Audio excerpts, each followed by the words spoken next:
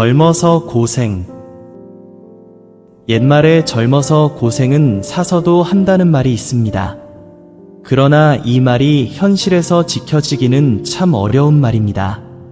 세상 누군들 두 갈래길 중에서 일부러 힘들고 어려운 길을 골라가고 싶겠습니까? 세태가 남을 희생시키면서라도 나만 편하면 된다는 생각들이 팽배해 있고, 또 어쩌면 그런 사람들이 지혜로운 사람으로 취급받는 세상이 되어버린 지금 고생이란 돈을 내고라도 피해서 가고 싶은, 그래서 사람들에게 천시받는 존재가 되어버린 지 오래입니다. 그러나 인류 역사가 진행되는 한 옛 격언은 언제까지나 그 효력이 남아있음이 분명합니다. 고생이 대우받고 존경받는 시대가 온다면 그 사회는 지금보다 훨씬 더 아름다운 세상일 것이 분명합니다. 고생을 해본 사람이 남의 어려운 사정을 알 수 있습니다. 고생을 해본 사람이 남을 긍휼히 여길 수 있고 도울 수 있습니다. 고생은 우리를 지혜롭게 합니다. 고생은 환경을 통하여 우리를 가르치며 교훈합니다.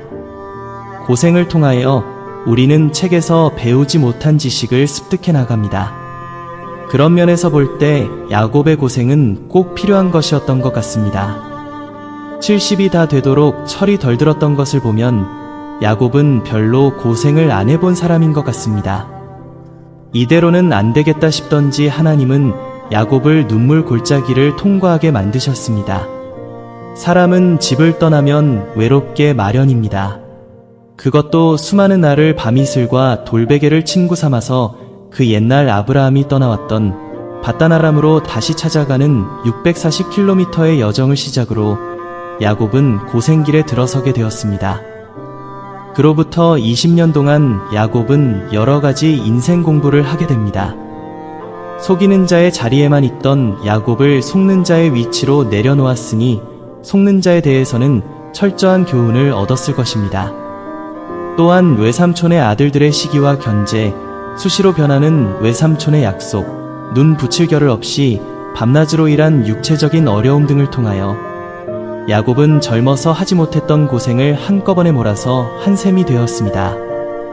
바로 앞에서의 험악한 세월을 보내었나이다 하는 고백은 아마 이때를 염두에 두고 한 말이 아닌가 싶습니다. 아주 귀한 보석 중의 하나인 진주는 그 광채가 영롱하기로 유명합니다. 보통 진주는 진주조개에서 만들어지는데 모든 조개에서 만들어지지 않는 것은 조개 속에 이물질이 들어가는 경우가 거의 없기 때문이라고 합니다. 그렇지만 때때로 모래 같은 이물질이 조개 안으로 들어오게 되면 조개는 불편을 느끼게 되고 심하면 아주 고통스러워한다고 합니다. 그러면 조개는 그 이물질 둘레의 주변을 굳게 하는 액체를 층층이 분비하게 되는데 이것이 굳어서 아름다운 진주가 만들어진다고 합니다. 진주는 곧 고통과 눈물의 결과물인 셈이지요.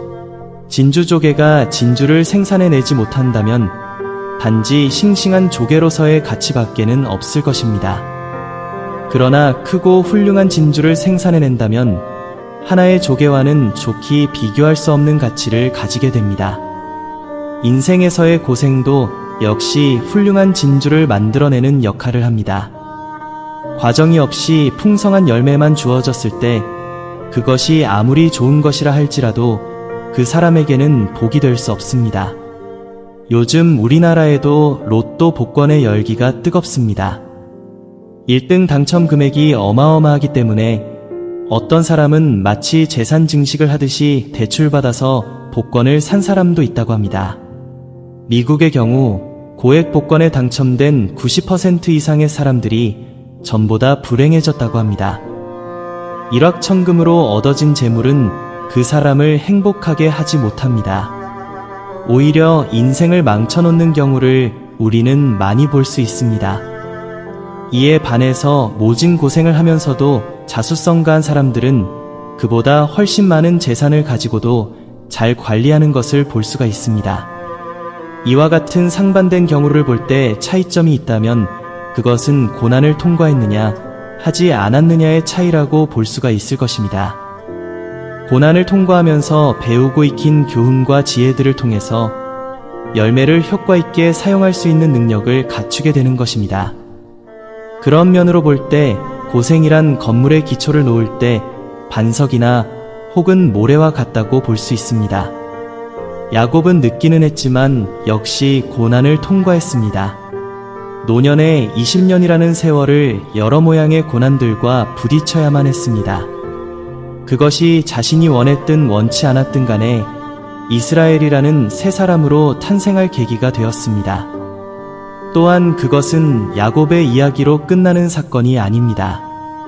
오늘을 살아가는 우리에게도 똑같이 적용되어질 진리입니다. 지금도 하나님께서 사용하시고자 하는 사람들은 먼저 연단의 골짜기로 몰아넣습니다. 그리고 눈물의 빵을 먹게 하는 것을 볼 수 있습니다. 어려움을 많이 통과한 신앙인일수록 거친 폭풍우와 비바람에도 전혀 요동치 않는 큰 나무와 같이 우뚝 서서 많은 사람에게 도움을 줄 수가 있는 것입니다. 이 세상은 이런 사람들 때문에 유지돼 가고 교회 또한 이런 사람들에 의해서 지탱되는 것을 볼 수 있습니다. 학교에서 열심히 공부하는 것도 좋은 대학이나 훌륭한 직장을 얻기 위한 미래에 대한 대비요. 병원에 가서 예방주사를 맞는 것도 중환병을 미리 방지하기 위한 미래에 대한 대비입니다. 이런 것들을 볼 때 매도 일찍 맞는 것이 좋다고 하였듯이 고생도 젊어서 일찍 사서라도 하는 것이 지혜로운 생각이라는데 동의하지 않을 수 없습니다.